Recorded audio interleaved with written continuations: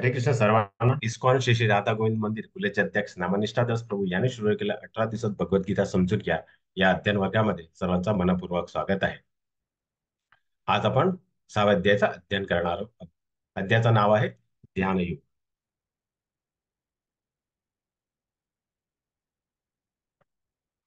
ओम अज्ञानतिमिरन्धस्य ज्ञानञ्जनशलाकया चक्षुरुमिलितं येन तस्मै श्रीगुरुवे नमः. श्रीचैतन्य मनोभीष्टं स्थापितं येन भूतले स्वयं रूप कदा मह्यं ददाति स्वपदान्तिकं. वन्देऽहं श्रीगुरु श्रीयुतपदकमलं श्रीगुरुं वैष्णवांश्च श्रीरूपं साग्रजातं सगण रघुनाथं तं सजीवं साद्वैतं सावधूतं परिजनसहितं कृष्ण चैतन्य देवं श्री राधा कृष्ण पादान सगण ललिता श्री विशान कान्वितांश्च. हे कृष्ण करुणा सिंधु दीनबंधु जगतपते गोपेश गोपिका कांत राधा कांत नमोस्तुते. तप्त कांचन गौरांगी राधे वृंदावनेश्वरी कृष्ण भानु सुते देवी प्रणमामि हरिप्रिये. वाञ्छाकल्पतरुभ्यश्च कृपा सिन्धुभ्य एव च पतितानां पावनेभ्यो वैष्णवेभ्यो नमो नमः. अनंत कोटि वैष्णव वृंद की जय. शिला प्रभुपाद की जय. श्रीमद् भगवत गीता की जय. सद्गुरुदेव की जय. नमो विष्णुपादाय कृष्ण पृष्ठाय भूतले श्रीमदे जय पताका स्वामी नामी नमाचार्य पदाय निताय कृपा प्रदायते गौर कथा दाम दयानग ग्राम तारिणी. नमो विष्णुपादाय कृष्ण पृष्ठाय भूतले श्रीमदे भक्ति वेदांत स्वामी नाम. नमस्ते सरस्वती देवी गौरवाणी प्रचारि निर्विशेष शून्यवादी पाश्चात्य देशतारिणी. जय श्री कृष्ण चैतन्य प्रभु नित्यानंद श्री अद्वैता गदाधरा श्रीवासादि गौर भक्त वृंद. हरे कृष्णा कृष्णा कृष्णा हरे हरे हरे राम राम राम हरे हरे. हरे कृष्ण सर्वांना पुन्हा एकदा स्वागत आहे आजच्या अध्ययन वर्गामध्ये. श्री श्री राधा गोविंद अर्चविग्रह यांना श्री साष्टांग दंडवत प्रणाम करून आशीर्वाद घेऊन त्यात आजचा अध्ययन वर्ग सुरू करतो. शिला प्रभुपाद इस्कॉनचे संस्थापक आहे यांनाही साष्टांग दंडवत प्रणाम करण्याचा आशीर्वाद. नामनिष्ठा दास प्रभू यांनी अध्ययन वर्ग सुरू केला यांनाही मी साष्टांग दंडवत प्रणाम करून त्यांचा आशीर्वाद घेतो. गुरु महाराज जय पताका स्वामी महाराज यांनाही साष्टांग दंडवत प्रणाम करून आशीर्वाद घेतो. अनेक कृष्ण भक्त जे वेगवेगळ्या सेवा करतात त्यांना माझा सादर नमस्कार. मराठीमध्ये मला जरा पुढाकार द्याशिवाय कुमुद माताजी, मनीषा माताजी, अन्वय माताजी, पूजा माताजी, ललिता माताजी, मुक्ता माताजी नाही माझा सादर नमस्कार. तर काल आपण 5व्या अध्यायामध्ये काय काय अभ्यास केला तर संन्यास किंवा कर्मयोग म्हणजे कर्मयोग हा संन्यासपेक्षा चांगला आहे. कर्मयोग हा संन्यासपेक्षा चांगला कारण आपण जेव्हा जे काही कर्म करतात जेव्हा आपण भगवंताला जुळून करतात तेव्हा तो कर्मयोग होतो. निष्काम कर्म कर्म बंधनातून मुक्त म्हणजे जे काही आपण कर्म करतात जेव्हा आपण भगवंताला भगवान विष्णूला प्रित्यार्पण जे काही कर्म करतात जेव्हा आपण ते भगवानला अर्पण करून कर्म करतात तेव्हा तो निष्काम कर्म जातात आणि तो आपल्याला बंधनातून मुक्त करतो. सर्वोच्च लक्ष केंद्रित करून मुक्ती म्हणजे भगवान श्रीकृष्ण हे सर्व परमेश्वर आहे आणि ते आपले हित करता आहे आणि हित चिंतक आहे. म्हणून आपण जे काय आपण कृती करतात ते जेव्हा आपण त्यांना अर्पण करतात तेव्हा आपल्याला शांती मिळू शकतात. असं आपण शांती सूत्र 29 श्लोकामध्ये आपण काल अभ्यास केला होता. आता आज आपण काय अभ्यास करणार ते बघूया. तर अध्याय 6 मध्ये आज आपण अष्टांग युगात प्रगती करणे, नंतर अष्टांग युगात अभ्यासाचे टप्पे, मनाला संयमित करणे, अयशस्वी योगीचे गंतव्यस्थान आणि भक्ती योगाचे सर्वोच्च योग. तर नेमकं आता योग म्हणजे काय तर मी काही दिवसापासून तुम्हाला सांगतो. तर आता माझा प्रश्न आहे की याला तुम्ही योग म्हणू शकतात काय? हरे कृष्ण माताजी, हरे कृष्ण प्रभूजी.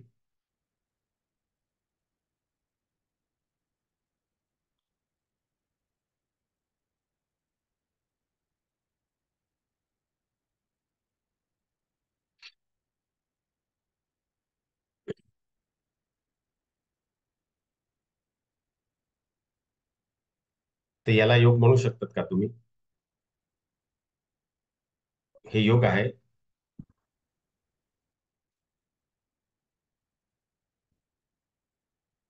हे आता नवीन आलेले आहे. आता काही लोक बियर पिता पिता जे योग करतात त्याला बियर योगा म्हणतात. हे गोट योगा आहे बकरीसारखा. नंतर आता आपण सर्वजण ऑफिसमध्ये व्यस्त असल्यामुळे आपण हे ऑफिस योगा म्हणून नवीन सुरू झालेलं आहे आणि हे योगाचे वेगवेगळे पुस्तक आहे.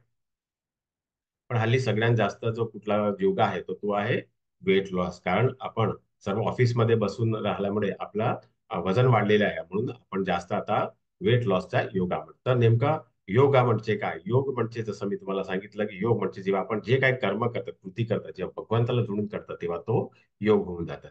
तर अष्टांग योग म्हणजे अष्ट, आठ, आणि अंग म्हणजे आपलं अंग आणि त्याचं मिलन म्हणजे हा अष्टांग योग होऊन जातात. तर अष्टांग योगाचे जे 8 टप्पे आहेत ते कुठले आहे?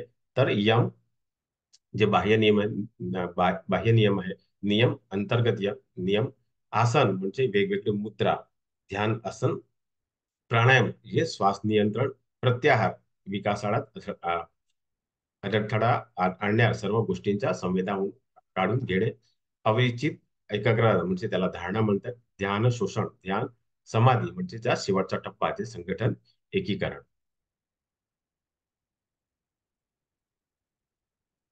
तर यम म्हणजे त्याने निर्जन ठिकाणी एकटा राहावे आणि नेहमी काळजीपूर्वक आपल्या मनावर नियंत्रण ठेवायचे. यमामध्ये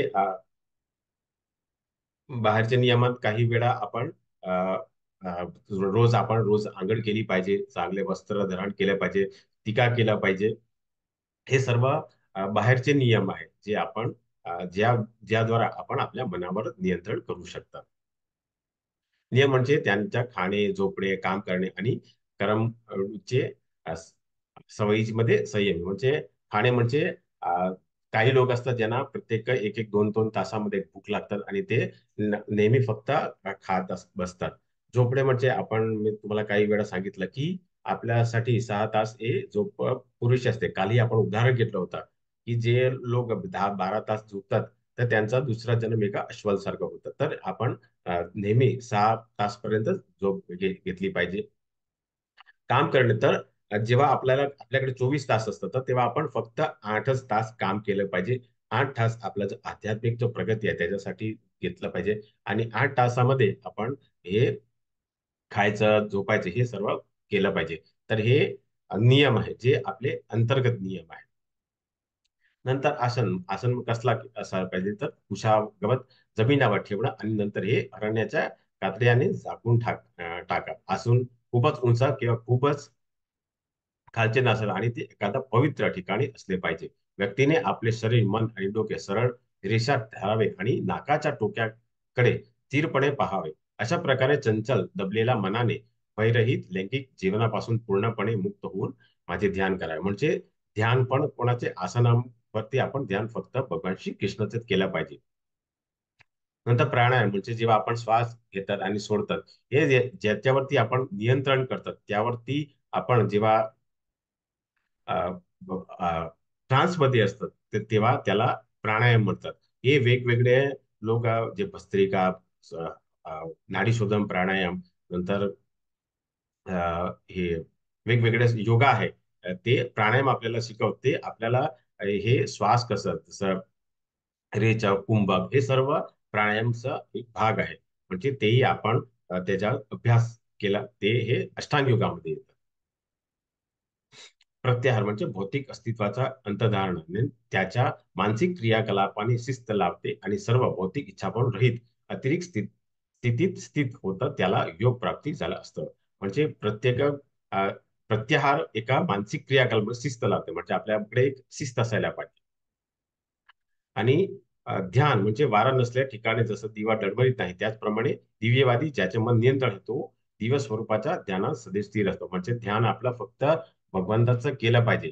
कुठल्या तरी जसं इथे उदाहरण दिव्याचं दिलंय की तो कसा डळमळीत नाही, तसं आपलं मन ही कुठल्या एकाच वस्तूवरती आपण ध्यान केंद्र केलं पाहिजे. तेव्हा त्याला ध्यान म्हणतात. समाधी म्हणजे मनीस कधीही डळमळीत नाही, अगदी मोठ्या अडचणीही तही भौतिक संकटातून उद्भवणाऱ्या सर्व दुःखापासून तो खरेखर स्वतंत्र असतो. तर काही वेळा आपल्याला कुठल्या चांगल्या बातमीचा आपण हर्षोल्लास होऊन जातात आणि जेव्हा आपल्याला वाईट कुठेतरी जेव्हा बातमी मिळतात तेव्हा आपण दुःखी होऊन जातात. तर ही जी अवस्था आहे त्याला समाधी म्हटले आहे. आणि इथे तुम्ही चित्रामध्ये ध्यान कसं केलं पाहिजे तर इथे हा जो साधू बसलेला आहे, त्यांनी काही वर्षापासून समाधी केली म्हणून त्याचं शरीर गळून लागलेलं आहे. त्याच्या आजूबाजूला जे झाडं होते ते आता त्याच्यावरती चढायला लागले आहे. म्हणजे अशी समाधी अवस्था भगवंत करायला नाही म्हणतात असं आपण पुढे अभ्यास करूया. तर तुम्ही हे योग प्रणाली वापरून पाहण्यास तयार आहात का? तर इथे इथे आपल्याला दोन चित्र दिलेले आहे. तर ध्यान म्हणजे काय, तर कुठं एकाग्र स्थित करून, तर इथे आपल्याला अर्जुनाचंच उदाहरण दिलं होतं आणि आपण अभ्यासही केला होता की तो, आपण जेव्हा मिथ्याचारीचा आपण अभ्यास करत होते तेव्हा भगवानांना सांगितले की ज्यांची बुद्धी वेगवेगळ्या वस्तूवरती विचार करतात, म्हणजे त्यांच्या जे विचारामध्ये जे फाटा असतात ते कुठेतरी एक वस्तूवरती, म्हणजे असमंजस जेव्हा असतात तेव्हा आपण वेगवेगळ्या विचार करतात. तर इथे या श्लोकामध्ये आपण जे ध्यान वगैरे आहे त्याच्यामध्ये आपण कुठेतरी एकाग्र होऊन जेव्हा करतात तेव्हा तो ध्यान होऊन जातात. इथे अर्जुनाचे दोन आपल्याला उदाहरण दिले, जेव्हा द्रौपदीचे स्वयंवर आणि जेव्हा ते गुरुकुलामध्ये होते त्याचं इथे उदाहरण दिलेलं आहे, की जेव्हा ते नरनारायण स्वरूपामध्ये आले होते तेव्हाचं उदाहरण दिलेलं आहे. आणि पहिल्या अध्यायामध्ये जेव्हा आपण पांडवाचे जे विजयचे 9 कारण होते त्याच्यात आपण एका पशुपत शस्त्राचा आपण अभ्यास केला होता. तर एका वेळी जेव्हा हे वनवासामध्ये होते तेव्हा अर्जुन जंगलामध्ये शिकार करायला निघतो आणि तिकडे त्याला एका भिलाशी युद्ध होतं. तर तो आपला पहिला अस्त्र काढतो, त्याच्याबरोबर तो युद्ध करतो. परंतु त्याचा जो अस्त्र आहे तो कुठेतरी तो भील तोडून टाकतो. नंतर तो दुसरा अस्त्र काढतो, त्याच्यावरती तो युद्ध करतो या भील बरोबर, पण तेही हा भील त्याचं तोडून टाकतो. तर त्यावेळी अर्जुनाला लक्ष येतं की हा कोण सामान्य भील नाही, नक्कीच कोणतरी देव आहे. म्हणून तो त्यांच्या पायाखाली जातो, त्यांना विनंती करतो की तुम्ही नक्की हे दिव्य स्वरूप आहे, तुम्ही कुठतरी देवी देवताच असेल, म्हणून मी तुम्हाला नतमस्तक होऊन तुम्हाला तुमच्या स्वरूपात या. आणि त्यावेळी भगवान शिव महादेव हे आपल्या मूळ स्वरूपात येऊन त्यांच्यावरती प्रसन्न होऊन त्यांना हे पशुपत शस्त्र असं त्यांना देतं. म्हणून जेव्हा आपण एकाग्र होऊन, जेव्हा आपण कुठल्या तरी एक वस्तूवरती आपण लक्ष केंद्रित करून जेव्हा आपण करतात तेव्हा निश्चितपणे आपल्याला योग होऊन जातात. तर आता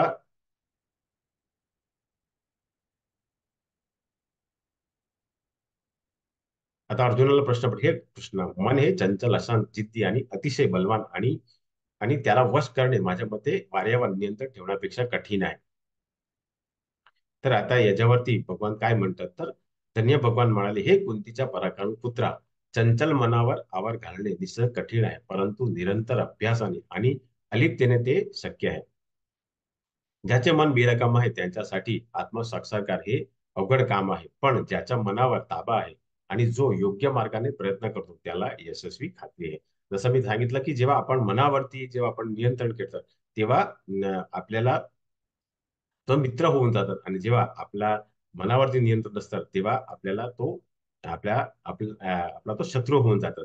तर हे कसं शक्य आहे, तर मनावर विजय प्राप्ती करायची, आपल्याला जर यश मिळायचं तर आपण निरंतर अभ्यास केला पाहिजे, सतत चिंतन केलं पाहिजे. जसं आपण दुसऱ्या अध्यायामध्ये आहे, ज्या गोष्टीवरती आपल्याला विजय मिळायचे आहे, ज्या गोष्टीवरती आपल्याला नियंत्रण करायचं आहे त्याचा आपण नेहमी चिंतन अभ्यास केलं पाहिजे.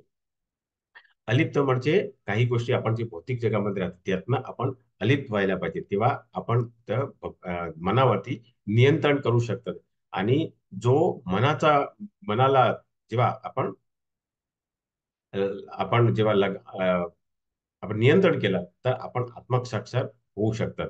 आता इथे भगवंताने यावर आपल्याला खात्री दिलेली आहे की ज्यांचा मनावर ताबा आहे आणि जो योग्य मार्गाचा प्रयत्न करतो त्याला यशाची खात्री आहे, असं भगवंताने या श्लोकामध्ये अर्जुनाला सांगितलं की तू निरंतर अभ्यास कर आणि अलिप्तपणे कर, तेव्हा तू मनावरती नियंत्रण करू शकणार. तर आता आपल्याला हा प्रश्न पडेल की मन मित्र आहे की शत्रू आहे. त्याच्यावरती भगवान म्हणतात, ज्याने मनावर विजय मिळवला आहे त्याच्यासाठी मन हे सर्वोत्तम मित्र आहे, परंतु जो तसे करण्यात अयशस्वी ठरला त्याच्या मन सर्वात मोठा शत्रू आहे.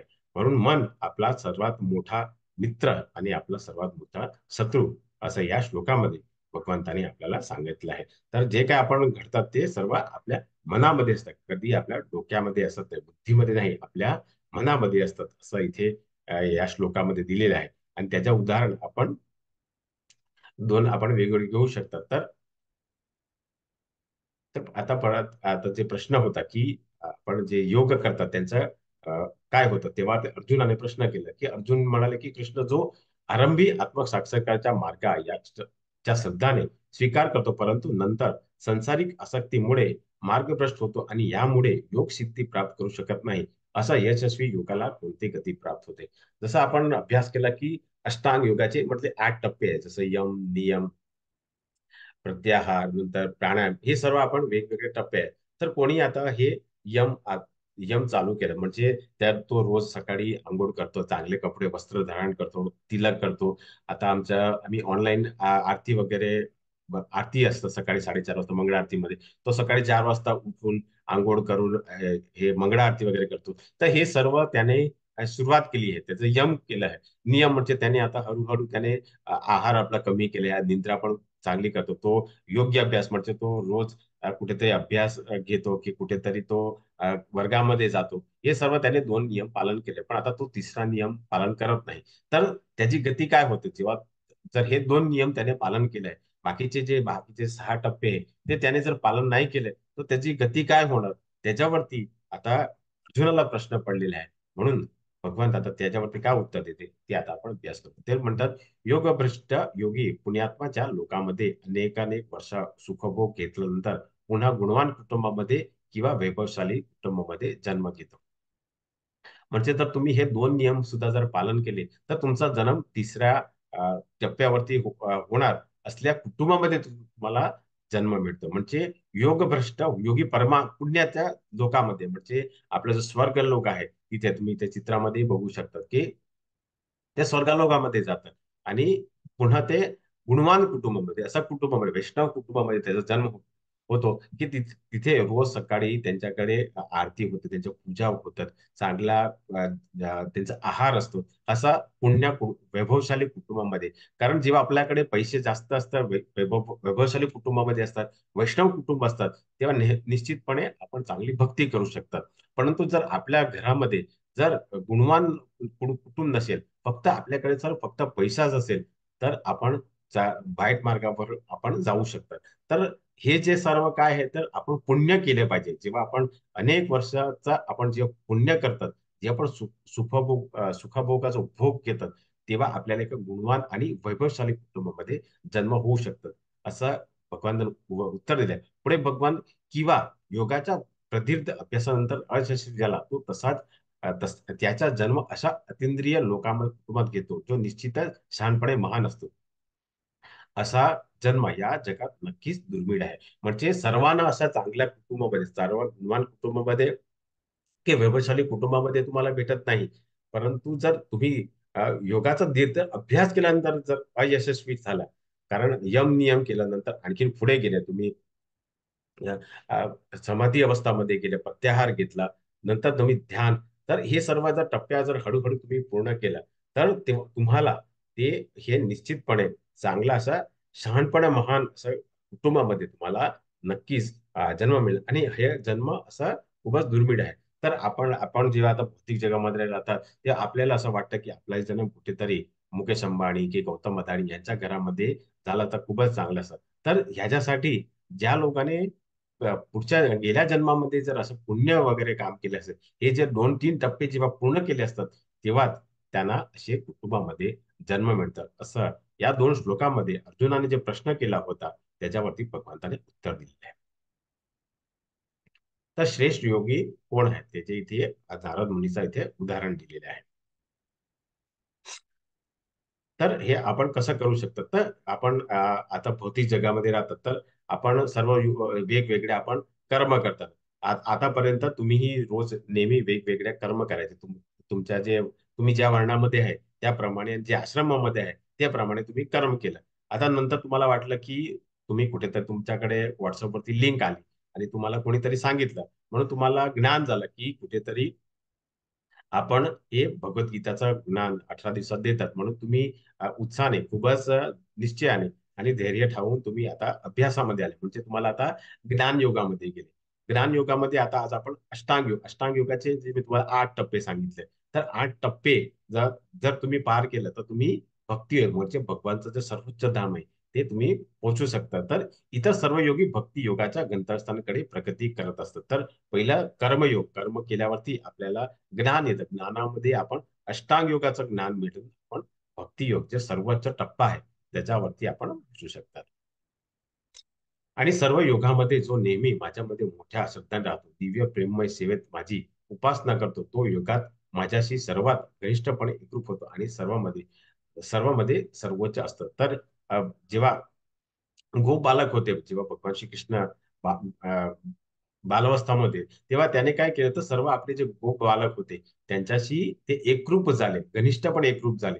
त्याने कुठेतरी आपण मी मोठा कोण देव आहे असं त्याने कधी दाखवले नाही. तर या श्लोकामध्ये आपल्याला भगवान हेच सांगतात, की आणि सर्व योगामध्ये जो नेहमी माझ्यामध्ये मोठ्या श्रद्धा राहतो.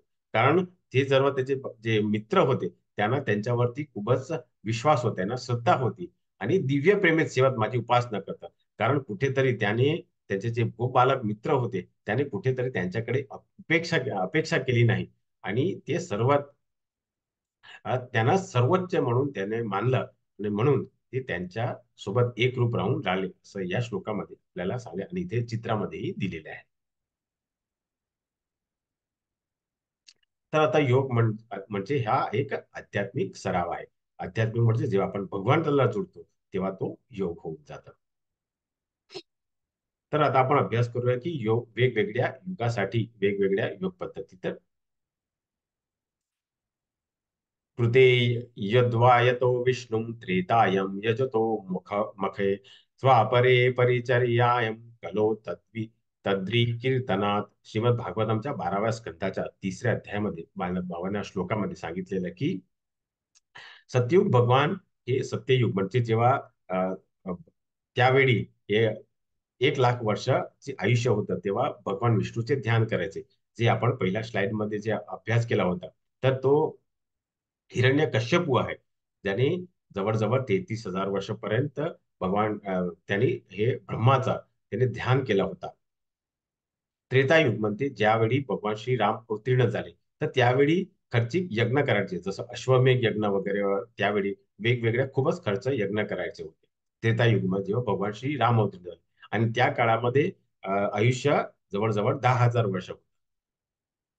द्वापार युगामध्ये मोठे मोठे मंदिरचा पूजा केली जायची. त्यावेळी भगवान श्री कृष्ण अवतीर्ण झाले, म्हणजे त्यावेळी सत्ययुगामध्ये 1 लाख वर्ष होतं, त्याचं एक शून्य कमी झालं की त्रेतायुगमध्ये ते 10,000 वर्ष झालं आयुष्य. आणि द्वापर युगामध्ये 10,000चा आणखी एक शून्य कमी होऊन तो द्वापर युगामध्ये फक्त 1,000 वर्ष झालं. आणि आपण आता कलियुगामध्ये 1,000 एक आणखी एक कमी झाल्यावरती काय आपलं आयुष्य आता जवळजवळ 100 वर्ष आहे. म्हणजे कलियुगा कलियुग म्हणजे सध्याचे युग आहे, त्याच्या परमेश्वरचा पवित्र नामजपाचा हा युग आहे. आणि 500 वर्षापूर्वी इथे चित्रामध्ये तुम्ही बघू शकता, तर चैतन्य महाप्रभू स्वतः आले आणि त्यांनी हरिनाम संकीर्तनचा आपल्याला सांगितलेला आहे. तर आता जर तुम्हाला कुठेतरी 25व्या माळ्यावर जायचं आहे, तर तुम्ही काय करणार? तुम्ही लिफ्टमध्ये जाणार की जिना घेऊन जाणार?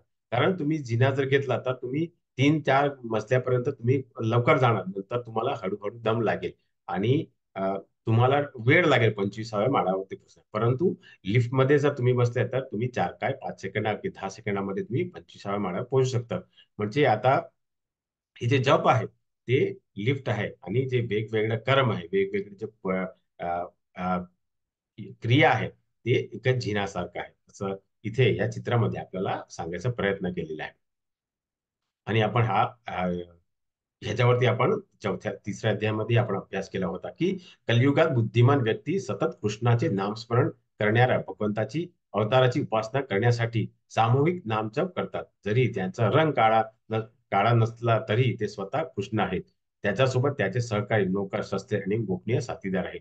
तर हे भगवंताचे जे शाश्वत पार्षद आहेत. म्हणजे आपण जे नाव घेतात, आपण सुरुवातीला तुम्ही ऐकला की जय श्री कृष्ण चैतन्य प्रभू नित्यानंद श्री अद्वैता गदाधरा श्री वासादी गौरव भक्तवृंद. तर हे त्यांचे गोपनीय साथीदार आहे आणि त्यांचं नाव घेऊन मी हरिनामचा आपल्या महामंत्राची सुरुवात करतो. तर जेव्हा भगवान श्री कृष्ण जेव्हा 500 वर्षापूर्वी चैतन्य म्हणून अवतीर्ण झाले, त्यासोबत त्यांचं हे साथीदार होतं, असं श्रीमद भागवतमाच्या 11व्या स्कंदाचा 5व्या अध्यायाचा 32व्या श्लोकामध्ये आपल्याला सांगितले आहे. आणि कलियुगात हा सर्वात मोठा धर्म कुठला आहे? तो सामूहिक नामजप आहे. तर मंत्र म्हणजे काय? मंत्र म्हणजे मन आणि त्र मन आणि त्रयते असा हा मंत्र होऊन जातो. तर जप कसं तर हरे कृष्ण कृष्ण कृष्ण हरे हरे, हरे राम राम राम, हे 16 शब्दाचा जप आहे. आणि तो कसं केला पाहिजे त्याच्यावरती आता आपण अभ्यास करूया. तर जेव्हा एका व्यक्ती करतो तेव्हा तो नामजप होऊन जातो. पण परंतु जेव्हा आपण 5-6 लोक जेव्हा आपण बसून करतात, तेव्हा तो संकीर्तन होऊन जातं. इथे तुम्ही चित्रामध्येही दिलेलं आहे. याला संकीर्तन म्हणतात. जेव्हा सोबत करतात तेव्हा संकीर्तन होऊन जातं. तर आता कोण तुम्हाला प्रश्न विचारेल की कुठे लिहिले आहे की हे जे हरे कृष्णाचा महामंत्र आहे, तर तोच ह्या कलियुगामध्ये केला पाहिजे. त्याच्यावरती आता आपण शास्त्रातले संदर्भ नामस्मरणासाठी परमेश्वरचे पवित्र नाम कुठल्या शास्त्रामध्ये लिहिले आहे ते आता आपण अभ्यास करू. तर शास्त्रातले संदर्भ आता नारायण संहितामध्ये काय लिहिले आहे. कलियुगे युग धर्म नाम प्रचार, ताठी लागी पितावर्ण चैतन्य अवतार. म्हणजे कलियुगात लोकांनी फक्त भगवंताच्या पवित्र नामाचा जप केला पाहिजे असं नारायण संहितामध्ये शास्त्राचा आपल्याला संदर्भ दिले आहे. पुढे आणखी कुठल्या शास्त्राचा संदर्भ तर कृष्ण जन्मतील काली संतान उपनिषद म्हणजे हरे कृष्ण कृष्ण कृष्ण हरे हरे, हरे राम राम राम हरे इति सकम नमन काली कल मसा नासनम नत पररोप्य सर्व वेदेषु दृश्यते. म्हणजे सर्व वैदिक साहित्याचा शोध घेतल्यावर हरे कृष्णाचा जपापेक्षा या युगासाठी धर्माची पद्धती अधिक उदार सापडेल असं कृष्णा अर्जुर्वेल दातील या संतारण उपनिषदामध्ये संदर्भ दिलेला आहे. पुढे शास्त्र संदर्भ म्हणजे आता श्री चैतन्य चरित्रामृत आदी लीला 17.21 मध्ये दिलेला आहे की या भांडण्याच्या आणि दंभी दंभिकतेच्या युगात भक्ती मुक्तीचे एकमेव साधन म्हणजे परमेश्वराचा पवित्र नामाचा जप आहे. दुसरा मार्ग नाही, दुसरा कोणताही मार्ग नाही. कारण जे आपण भौतिक जगामध्ये राहतात तर आपण काही स्लाइड पूर्वी आपण अभ्यास केला होता की सतयुगामध्ये तर ध्यान करायचं तर काही वर्षापर्यंत लोकांनी ध्यान केलं होतं. नंतर आपण त्रेतायुगमध्ये वेगवेगळ्या खर्च यज्ञ करायचा होता. द्वापर युगामध्ये मोठे मोठे मंदिराचा तिथे करायचं. तर आता हे काय शक्य नाही कारण आपण ज्या घरामध्ये राहतात तिकडे आपण काय करतात एका छोटासा मंदिर आपण ठेवतात. आपण मोठा यज्ञ करू शकत नाही. आणि आपण कुठेतरी ध्यान पण काही वेळ करू शकत नाही कारण आपल्याकडे वेळ नाही. तर याच्यासाठी आपण कलियुगामध्ये आपण नामस्मरण करू शकतात. आणि जर आपण कुठेतरी आजारी पडले, आपण कुठेतरी हॉस्पिटलमध्ये कुठेतरी आपण रुग्णालयामध्ये गेले तर आपण कुठेतरी ध्यान करू शकत तिकडे ध्यान करू शकत नाही, आपण पूजा करू शकत नाही, आपण यज्ञ करू शकत नाही. पण आपण आपल्या जे काही आपल्याला रूम दिले आहे तिथे आपण निश्चितपणे आपण नामजप करू शकतात. म्हणून इथे या संदर्भामध्ये दिले आहे की कलियुगामध्ये नामस्मरण हा एकमेव साधन आहे. दुसरा कुठलाही मार्ग नाही असा इथे या शास्त्रातला संदर्भ दिलेला आहे. तर माझं प्रिय राजा, कलियुग जरी दोषाने भरलेला असेल तरी या युगात एक चांगला गुण आहे. तो असा आहे की हरे कृष्ण महामंत्राचा जाप केल्याने मनुष्य भौतिक बंधनातून मुक्त होऊ शकतो आणि अतींद्रिय राज्यात उन्नत होऊ शकतो. तर हे श्रीमद भागवतांच्या 12व्या स्कंदाच्या 3ऱ्या अध्यायाच्या 51व्या श्लोकामध्ये दिलेलं आहे. आणि 10व्या अध्यायामध्येही तेच लिहिलेलं आहे. यज्ञाचा मी पवित्र नामजप आहे.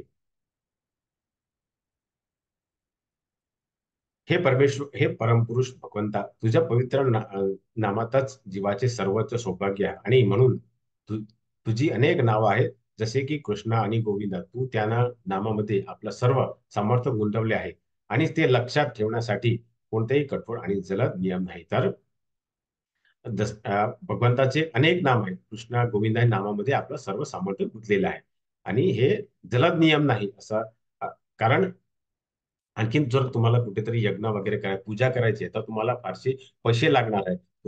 तुम्हाला ब्राह्मणला बोलावं लागेल कुठेतरी चांगली जागावरती पवित्र स्थळावरती जाऊन हे सर्व करावं लागेल. परंतु जर तुम्हाला नामजप करायचा असेल तर तुम्हाला हे कुठलाही कठोर आणि जलद नियम लागत नाही.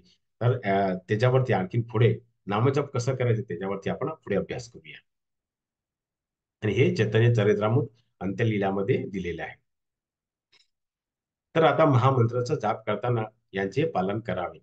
काल आम्ही माताजींनाही सांगितलं होतं की जर तुमच्याकडे कुठल्याही प्रकारची माळा असेल तर तुम्ही ते वर्गामध्ये घेऊन या, तर आपण अभ्यास करूया की महामंत्राचा जप कसं करायचं. तर हरे कृष्ण महामंत्राचा जप सुरू करण्यापूर्वी पंचतत्व मंत्राचा जप करा. जसं मी तुम्हाला सांगितलं की मी रोज जेव्हा श्रीकृष्ण चैतन्य प्रभू नित्यानंद श्री अद्वैता गदाधरा श्रीवासादि गौरव भक्त हे पाच भगवंताचे शाश्वत पार्षद आहेत. आणि ते पंच म्हणजे पाच लोकांचं तत्व मंत्र जेव्हा आपण बोलतात ते बोलून नंतर आपण हे मंत्र ऐकता येईल इतका जोरात बोलायला पाहिजे. आपण मनामध्ये कुठलाही मंत्र जाप करायचं नसतं. कारण एका वेळी एका भक्ताने प्रश्न विचारला होता की जर मी मंत्र जाप आहे मनामध्ये केलं तर चालेल काय नाही. तर त्याच्यावरती उत्तर दिलं की जर तुमच्या समोर आता जेवण आलंय तर तुम्ही मनामध्ये जेवण करू शकतात का, तर तुम्हाला खावंच लागेल. तसाच हा मंत्र जो आहे, तर आपली जी वेगवेगळे इंद्रिय आहे, आपले जे डोळे आहे, नाक आहे, कान आहे, तर जेव्हा आपण बोलतात तेव्हा आपल्या कानावरती पडतात. आपल्या आजूबाजूमध्ये अनेक जीव असतात जे आपल्याला दिसत नाही, तर त्यांच्याही कानावरती पडा आणि तेही कलियुगामध्ये राहतात. तर आपण निश्चितपणे त्यांचाही उद्धार करू शकतात. म्हणून आपल्याला मंत्र आपण हे आ- ऐकू शकतात एवढ्या जोरात आपण हे मंत्रजप केला पाहिजे. प्रत्येक शब्दाचा स्पष्ट उच्चार केला पाहिजे. म्हणजे हरे कृष्ण कृष्ण कृष्ण हरे हरे, हरे राम राम राम, हे 16 शब्द आहेत ते स्पष्ट तुम्ही उच्चार केले पाहिजे. आणि जप भक्तिभावाने व एकाग्र चित्ताने करावे. पुढे वर म्हणतात कोणताही स्थळी बसून अथवा चालताना कोणताही दिशेकडून तोंड करून जप करता येईल. म्हणजे असं काही मी बघितलं की काही लोक जे आहे ते पूर्व दिशामध्ये तोंड करून ते हे जप वगैरे करतात. आपण त्यांना मंदिरामध्ये बसावं लागतं, त्यांचं आसन असतात, त्यांना आंघोळ वगैरे करावी लागते. तर इथे इथे असा आपण कुठलाही नियम नाही. आपण कोणत्याही स्थळी बसून चालताना कोणत्याही दिशेकडे तोंड करून आपण जप करू शकतात. कोणत्याही वेळी जप करू शकतात. त्यासाठी तथापि पहाटे म्हणजे ब्रह्ममुहूर्त जप करणं अधिक श्रेयस्कर आहे. ब्रह्ममुहूर्त म्हणजे जेव्हा आता जवळजवळ सहा 6:30 वाजता सूर्योदय होतो. त्याच्या दीड तास पूर्वी म्हणजे 4:30 वाजता याला आपण ब्रह्ममुहूर्त म्हणतात. तर त्यावेळी जर आपण जप केलं तर तो अधिक श्रेयकर आहे. असं मंत्र जप पालन कसं करावं त्याच्यावरती दिलेलं आहे. आणि इथे जसं मी तुम्हाला पूर्वी सांगितलं की जप स्नानपूर्वी अथवा नंतर करता येईल. म्हणजे जप करायसाठी स्नान गरजेचं नाही, मंत्र जाप खूपच गरजेचं आहे. आणि वेगवेगळ्या जे संप्रदाय आहे ते म्हणतात तुम्ही स्नान करूनच तुम्ही जप करू शकतात. परंतु जे हरिनामाचं जप आहे ते तुम्ही स्नानपूर्वी के नंतर पण करू शकतात. जप करताना तो मोजपणे श्रेयार आहे. म्हणजे तुमच्याकडे जी माळा आहे त्याची ती 108 मणीची आली असेल तर ते खूप चांगली आहे. आणि जर तुमच्याकडे तुळशी माळ असेल तर ते खूपच श्रेयकर आहे असं इथे दिलेलं आहे. तर आता महामंत्राचा जप करताना हे करू नये याच्या महामंत्राचा तर काय आहे ते आता नियम बघूया. तर महामंत्राचा काही शब्दाचा जप करू नये. जसं मी तुम्हाला 16 शब्द सांगितलं तर काही लोक काय म्हणतात हरे कृष्ण राम राम, तर ते बाकीचे मधीचे जे शब्द आहेत ते खाऊन जातात. तर महामंत्राचा काही शब्दाचा जप करू नये. फक्त आपण 16 जे शब्द आहेत तेच आपण त्याचा अ, बोललेलं पाहिजे आणि प्रत्येक शब्दावरती आपण भार देऊन बोललेलं पाहिजे. माळ्यातल्या कृष्णमणीवर जप करू नये. जसं पुढे मी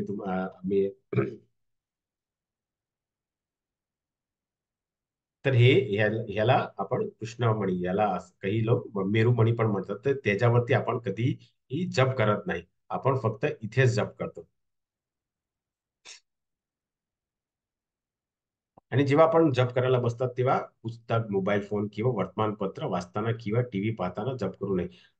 जर तुमच्या घरी टीव्ही चालू असेल तर तुम्ही तुमच्या दुसऱ्या कुठेतरी जे खोली असेल कुठेतरी बाहेर तुम्हाला जागा मिळत असेल तर तुम्ही तिकडे बसा आणि तुमचा मोबाईल बाजूमध्ये ठेवा. कुठेतरी तुमच्याकडे पेपर आहे जसं वर्तमानपत्र ते तुम्ही बाजू ठेवून तुम्ही जप करा. कारण हे सर्व करू नये असे इथे दिलेले आहे. तर जप करण्याचे आता आपण फायदे बघूया. तर तो कर्मफलापासून आपल्याला मुक्ती, कारण आपण जेव्हा भगवंताचं नाम घेतो तेव्हा तो आपल्याला कर्मफलातून मुक्त करतो. म्हणजे ते त्रिगुणी माया आहे, ज्यामुळे आपण वेगवेगळ्या कर्म करताना आपल्याला कर्मबंधातून पाळले जातात, त्यातून आपण मुक्त होऊ शकतात. आणि वाईट सवयी व्यसनापासून आपल्याला मुक्ती होते, कारण सध्याच्या अवस्थेत आपण आपल्या विचार व इच्छांचा गुलाम आहे. तर आपल्याला काही लोकांमध्ये जे भौतिक जगामध्ये राहतात त्यांना वाईट सवय असते. पण जर तुम्ही नामजप केला तर निश्चितपणे तुमच्यामध्ये चांगलं गुण होणार, आणि त्यामुळे तुमची जी वाईट सवय असते आणि तुम्ही व्यवसायापासूनही मला मुक्ती मिळू शकतात.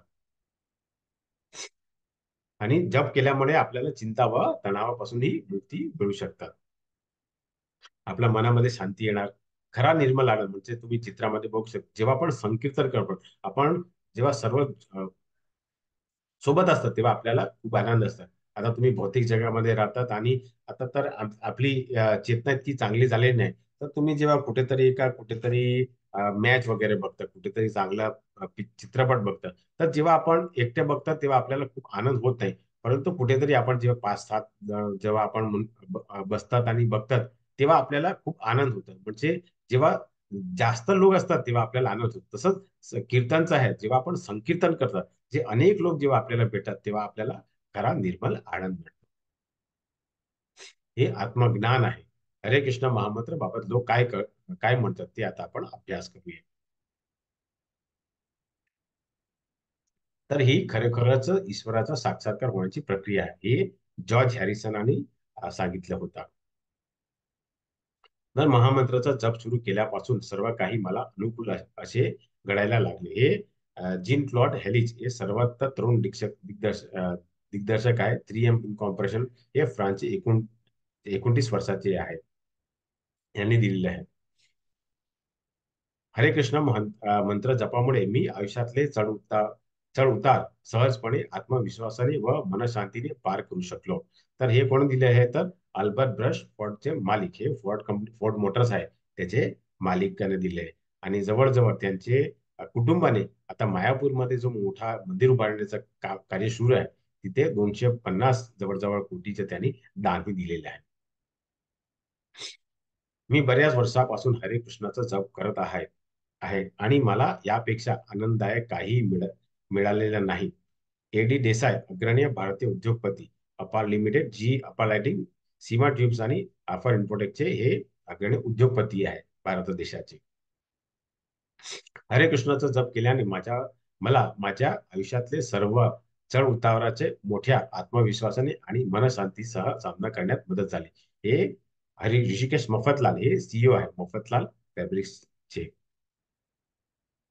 जप केल्याने मला वाईट सवयी सोडण्यास मदत झाली, त्यामुळे माझी गोष्टीकडे पाहण्याची दृष्टी बदलली.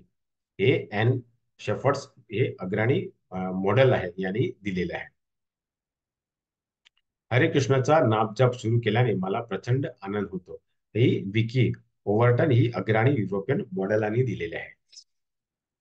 हरे कृष्ण भक्तासोबत सहवास सुरू केल्यावर आणि महामंत्र जप केल्यावर माझ्या जीवनाकडे पाहण्याचा दृष्टिकोन अधिक उज्ज्वल झाला आहे, हे ब्रुस बर्ग सैन्य अधिकाऱ्यांनी सांगितलेलं आहे. महामंत्रामुळे तणाव, नैराश्य आणि अज्ञानाची पद्धती लक्षणीय लक्ष लक्षणीयरित्या कमी होते आणि चांगुलपणाची पद्धत लक्षणीयरित्या वाढते. म्हणजे हे कोण सांगितलं, डेव्हिड वुल्फ हे फ्लोरिडा स्टेट युनिव्हर्सिटीमध्ये master of social service programmer Krishna महामंत्राचा जपाचा परिणामाचा अभ्यास करणारा संशोधक आहे. त्यानेही हे महामंत्राचं दिलेलं आहे. नंतर जेव्हा मी चिंताग्रस्त असतो तेव्हा मला जाप करण्यात खूपच शांत वाटते. मी छोट्या छोट्या गोष्टीत डळमळीत नाही, असा सौभाग्यवती सॅली रेलो व्यापारी यांनी सांगितलं आहे. हरे कृष्णाचा जप केल्याने आणि कृष्ण अ, भावनेवरील अधिकृत पुस्तकाचे वाचल्याने मला खूप शांती मिळाली आहे, असं रमेश लाल हे टोरंटो हेल्थ स्पाचे मालकाने सांगितलं आहे. तर तुम्ही नामजप देखील करू शकतात आणि आनंदी राहा.